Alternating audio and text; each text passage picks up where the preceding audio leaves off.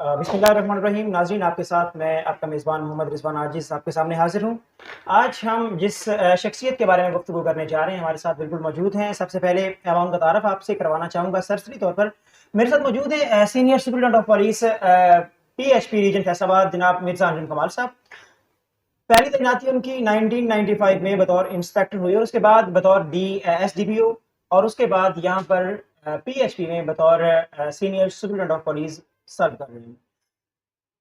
आते हैं आपकी तरफ सर। सबसे पहले तो थैंक यू सो मच, आपका बहुत शुक्रिया टाइम देने के लिए। कैसे हैं आप सर? जी अल्हम्दुलिल्लाह, बहुत शुक्रिया। सर सबसे पहले क्वेश्चन जो आपसे ये है हमारा, आज हमारे नाज़रीन आपसे जानना चाहेंगे कि आपने बतौर डीएसपी, बतौर इंस्पेक्टर और बतौर एसपी सर्व किया है। पेट्रोलिंग पुलिस में आपका तजर्बा कैसा रहा है? डिस्ट्रिक्ट पुलिस और पेट्रोलिंग पुलिस में आके आप। मुझे पुलिस में तकरीबन 25 साल हो गए, 26वां साल जा रहा है और तकरीबन पुलिस के जितने भी हमारे पोर्टफोलियो तमाम मैं देख चुका हूँ। इसमें सीटीडी भी है, स्पेशल ब्रांच भी है, ट्रैफिक भी है, ज़िला पुलिस भी है, दफातर भी हैं और इससे कबल मैं डिस्ट्रिक्ट ऑफिसर्स पीएचपी भी रह चुका हूँ। तो इसमें सेकंड पोस्टिंग और क्योंकि पहले से एक्सपीरियंस था, देखा हुआ था सारा, जी जी। तो अब क्योंकि कमांडिंग पोस्ट भी है, अब मैं मतलब कोशिश कर रहा हूँ कि जहाँ पे पुलिस पीएचपी की इस्तेदाद कार को बढ़ाऊँ, वहाँ पे मैं अपने लड़कों के लिए फैसिलिटीज़ भी मैनेज करने की कोशिश कर रहा हूँ। सर रोड सेफ्टी के हवाले से, क्योंकि जो देखा ये गया है कि जो पेट्रोलिंग पुलिस का मेन मकसद जो है वो रोड सेफ्टी है, शहरात को जराइम से महफूज बनाना है। रोड सेफ्टी के हवाले से आपके जो आपकी हिकमत अमली है वो क्या जी देखें, ये 2005 में ये फोर्स बनी थी और उससे पहले होता था कि फ्लाइंग पोस्ट लूट ली गई, बसें लूट ली गई, बारातें लूट ली गई, हाईवेज पे अक्सर प्रॉब्लम होता था। तो फिर ये पंजाब गवर्नमेंट का इनिशिएटिव था कि ये पंजाब हाईवे पेट्रोल, जैसा कि नाम से ज़ाहिर है हाईवे पेट्रोल है, पंजाब हाईवे पेट्रोल बनाई गई। हमारी गाड़ियां, हमारे जो बीट एरिया हैं, तकरीबन हर पोस्ट का बीट एरिया होता है 25 से लेकर और 40 किलोमीटर तक का। तो इन्होंने सिर्फ पेट्रोल करना है। अब जी। हमारा सबसे बड़ा जो मेरा काम है यहाँ पर कि मैं अपनी फोर्स को मुतहरक रखूँ, वो हर वक्त रोड पे मौजूद रहें, चेकिंग भी करते रहें और जो दूसरी मेरी कोशिश ये होती है कि इखलाक के दायरे में रहकर हम काम करें, क्योंकि पुलिस का और ख़ासकर पीएचपी का, पुलिस का जो है ना, हमारी पंजाब हाईवे पेट्रोल, करप्शन की इतनी शिकायत नहीं होती जितनी हमारे रवैयों की होती है। तो बिल्कुल। मेरा ज़्यादा फोकस जो है वो इनके रवैये बेहतर बनाना है और रवैये जब भी बेहतर होते हैं जब आप उनको फैसिलिटेट करते हैं। सर ये बात तो देखी गई है, मोस्टली जो पेट्रोलिंग पुलिस के एहलकार हैं, मतलब के वेल एजुकेटेड भी होते हैं और उनको उनकी जो काउंसलिंग होती है वो बड़े अच्छे अंदाज में की जाती है, लोगों को फैसिलिटेट करते हैं। मेरे साथ इस बारे में तजर्बा है। लेकिन इसके बाद जैसा कि पुलिस आम पुलिस का एमरजेंसी नंबर है 15 1124, जो पेट्रोलिंग पुलिस का नंबर है, इसके हवाले से इसकी तरवीज के लिए क्या इकदाम उठाए गए हैं और इससे आवाम किस हद तक इफादियत हासिल कर सकते हैं? जी बिल्कुल, असल में बस ये थोड़ा-सा अनफॉर्चुनेट रहा कि इतनी अच्छी फ़ोर्स बनी हुई है पंजाब के लोगों के लिए, उनकी सिक्योरिटी के लिए, लेकिन उन तक पहुँच नहीं सके हम। तो मेरी पूरी कोशिश है कि मैं थ्रू मीडिया, थ्रू जो है रोड पे जो हमारे साइन्स वगैरह लगे हुए हैं, बोर्ड्स लगे हुए हैं, उसके थ्रू मैं लोगों को बताना चाह रहा हूँ कि 1124 जो है ना, हर वक़्त आपकी सर्विस के लिए अवेलेबल है।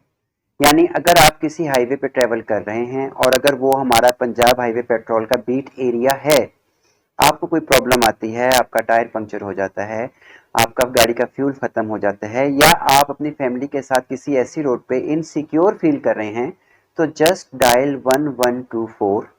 आपका नंबर लगेगा हमारे मेन हेडक्वार्टर में। वहां से आपको, अगर मेरा वो बीट एरिया है, तो जो मेरा उस वक्त पेट्रोलिंग पे ऑफिसर तैनात हैं, वो अपने मोबाइल से आपको कॉल करेंगे, 15 से 20 मिनट में आप तक पहुंचेंगे, आपका मसला हल कराएंगे। अगर आप इनसिक्योर फील कर रहे हैं तो आपको वहां से क्लियर करवाएंगे।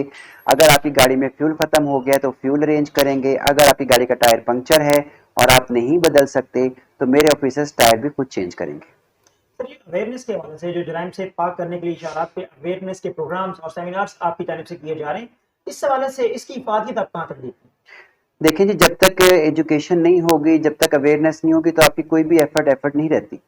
बिल्कुल। इसमें हमारे जो एजुकेशन यूनिट के इंचार्ज है रिजवान भट्टी, वो बहुत मेहनती अफसर हैं, बड़ा दिल जमी से काम कर रहे हैं।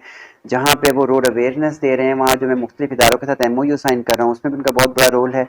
और अल्हम्दुलिल्लाह हम पूरी कोशिश कर रहे हैं कि पंजाब के अवाम तक, और चूंकि अब मेरे पास फैसलाबाद रीजन का तो पोस्टिंग है और गुजरांवाला रीजन का इजाफी चार्ज है, तो हम पूरी कोशिश करेंगे कि मैक्सिमम हम लोगों तक जहां तक पहुंच सकें अपनी सर्विसेज पहुंचाएं और जहां तक हो सकेगा मैं अपने पुलिस ऑफिसर्स का मोरल भी बुलंद करूंगा और उनका इखलाक भी बेहतर करूंगा।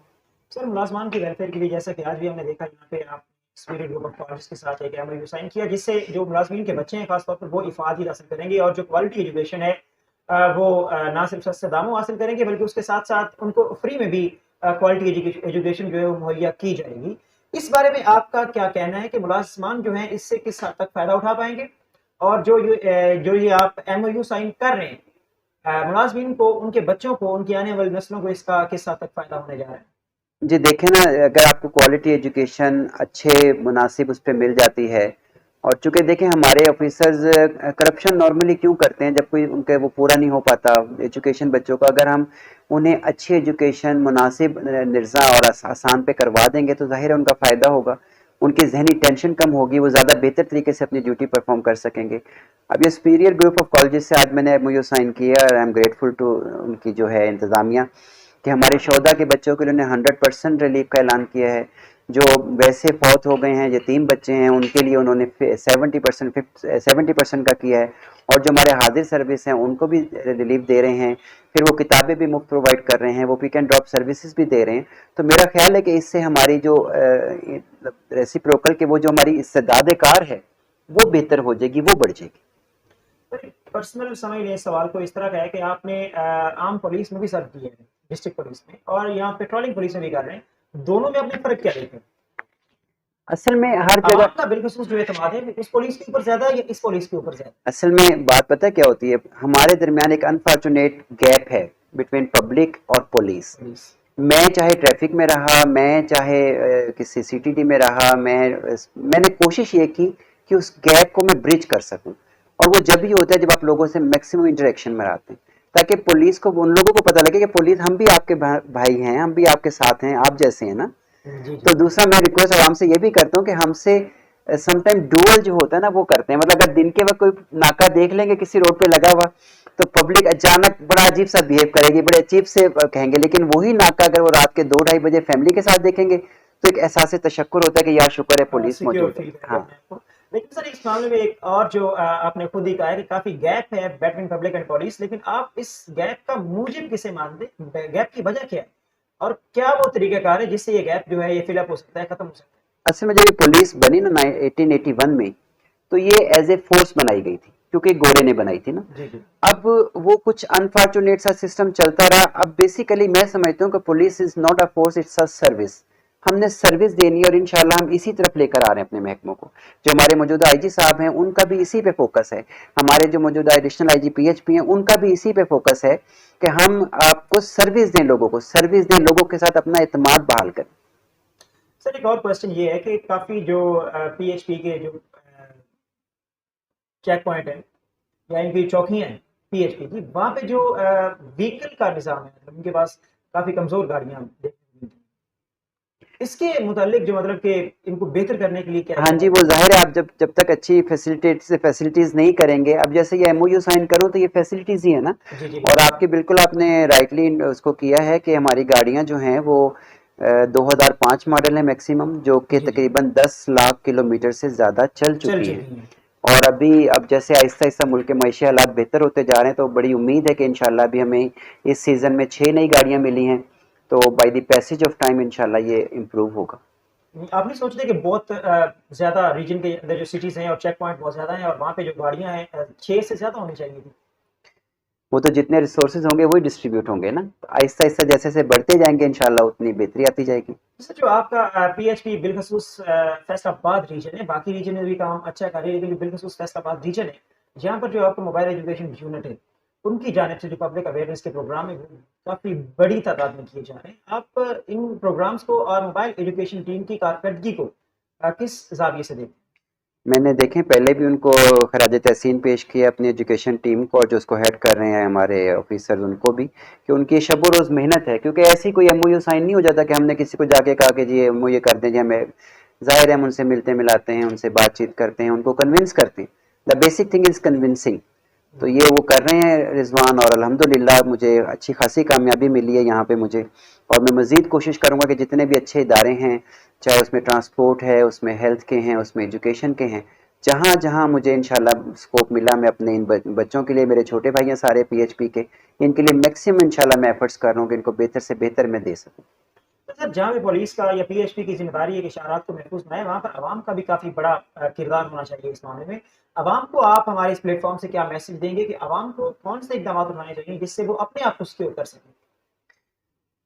देखिए सबसे पहली बात तो ये कि अगर आप सिक्योरिटी की बात करते हैं, सबसे चीज़ होती है, पहली चीज़ लाइफ होती है, इंसान की ज़िंदगी महफूज होनी चाहिए। बिल्कुल, अब एक डाटा शेयर हुआ था जिसमें एक साल में पाकिस्तान में रोड एक्सीडेंट में तकरीबन 30,000 इंसानी जानें ज़ाया हो गई। इतने तो जंगों में नहीं होती। ठीक, मैं ये रिक्वेस्ट करूंगा अपनी आवाम को कि please please please road science को लर्न करें, ट्रैफिक सेंस को लर्न करें, अपने बच्चों को पढ़ाएं, अपने बच्चों को समझाएं, और जो बच्चे समझते हैं वो अपने बड़ों को समझाएं। कम से कम रोड पे चलना सीखें, पैदल चलने की भी रोड सेंस होती है, ट्रैफिक पे चलने की भी रोड सेंस होती है। प्लीज़ ट्रैफिक एजुकेशन का ज़रूर हिस्सा बने। बेशक ये होना चाहिए। मिर्ज़ा साहब बहुत शुक्रिया आपने हमें टाइम दिया। नाज़रीन हमारे साथ मौजूद थे मिर्ज़ा अंजम कमाल साहब जो कि रीजनल इंचार्ज हैं पीएचपी फैसलाबाद के। आज उनसे गुफ्तगू की गई पीएचपी के हवाले से, पीएचपी की कारकर्दगी के हवाले से और अवामी जो इक़दामात हैं जिनके ज़रिए से वो अपने आप को शहरात पर महफूज़ कर सकते हैं, अपनी जो उनकी लाइफ़ है उनकी सिक्योरिटी को इंश्योर कर सकते हैं। उन इक़दामात के बारे में हमने उनसे बात की और काफ़ी अच्छे अंदाज़ में उन्होंने अपनी जो कारकर्दगी है पुलिस की, पीएचपी की फैसलाबाद की, उससे मुतल्लिक़ हमें आगाह किया। उसके बाद जो एमओयू साइन किए जा रहे हैं फलाह बहबूद के लिए, मुलाज़िमीन की फलाह बहबूद के लिए, जो पीएचपी के लिए दिन-रात अपनी ज़िंदगियों को रिस्क पे लगा के सर्व कर रहे हैं, उसके मुतालिक और जो 1124 इनका इमरजेंसी नंबर है, उसके मुतालिक भी हमें आगाह किया गया कि किस तरह से आप 1124 पे किसी भी इमरजेंसी की सूरत में कॉल करके अपने लिए जो मदद है वो हासिल कर सकते हैं। उनसे बात की, बहुत अच्छी गुफ्तगू हुई। मज़ीद भी इंशाअल्लाह ताला हम इस मामले में इस तरह के प्रोग्राम जो हैं वो आपके सामने लेके आते रहेंगे। तब तक के लिए अपने मेज़बान मोहम्मद रिज़वान आजिज़ को दीजिए इजाज़त। अल्लाह ने